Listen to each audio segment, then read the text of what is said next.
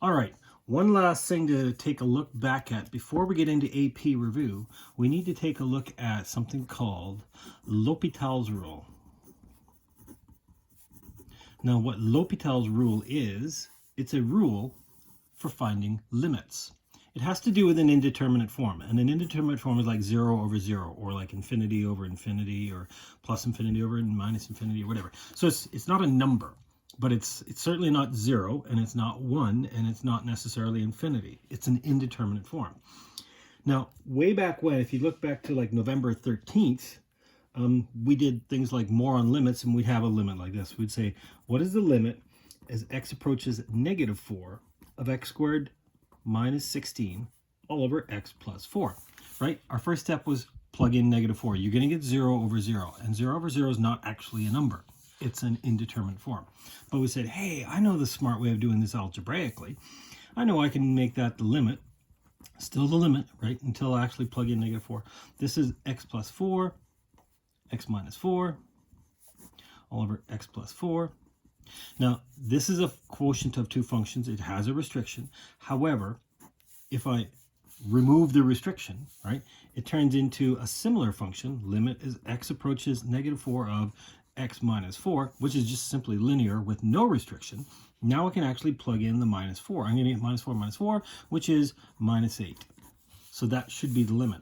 These two functions are not the same, but their limits are the same. So that's the big thing there. What L'Hopital's rule says is, instead of doing this all algebraically, why don't you just do the derivative of the top and the derivative of the bottom? What?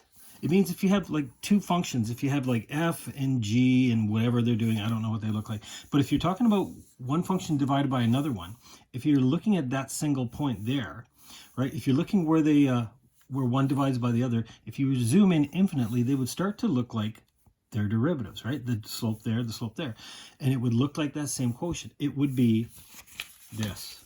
L'Hopital's rule says the limit as x approaches c, f of x over g of x, if it turns out to be an indeterminate form like 0 over 0 or infinity over infinity, it would also be the same as limit as x approaches c of f prime over g prime. So in other words, you would do the derivative of the top and do the derivative of the bottom. You get the same limit. Now, it may simplify into something easier. That's the point. Notice I didn't do a quotient rule. No, normally we do f prime g minus g prime f all over g squared. No, I did the derivative of the top and the derivative of the bottom. This is the only time you don't use a quotient rule. Otherwise, if we were to do a derivative here, yes, you would use a quotient rule. So hang on, let's do that last question we just did. It was limit as x approaches negative 4, x squared minus 16 all over x plus 4. Well, that should be the same as the limit as x approaches negative 4, do the derivative of the top, 2x all over derivative of the bottom, 1.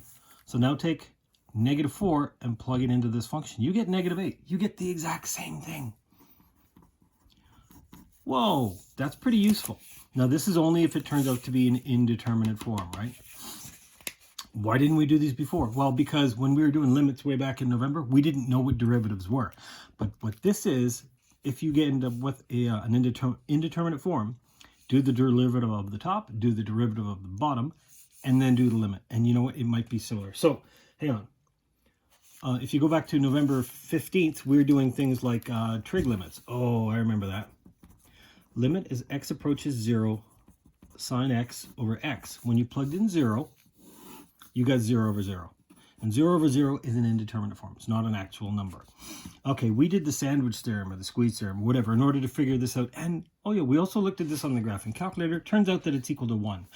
Why? Well, because if this turns out to be 0 over 0, and it is, I can do the limit as x approaches 0 of the derivative of sine, cos. Derivative of x, 1. So now it's just 0 is going to get plugged into cos x. And cos of 0 is 1. That's a way faster way of doing the derivative, or of doing a limit. So once again, I remind you, this is not for doing derivatives. This is in order to figure out a limit.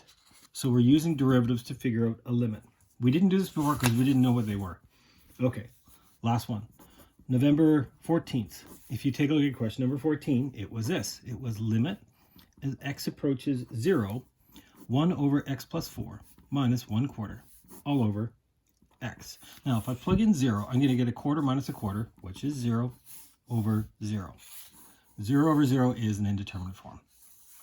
Okay, so I want to definitely use L'Hopital's rule here. Look, the derivative of the bottom just becomes a 1. The derivative of this is just 0. So I really only have to do this one. So this is going to be the limit as x approaches 0. So this is really x plus 4 to the power of negative 1, isn't it?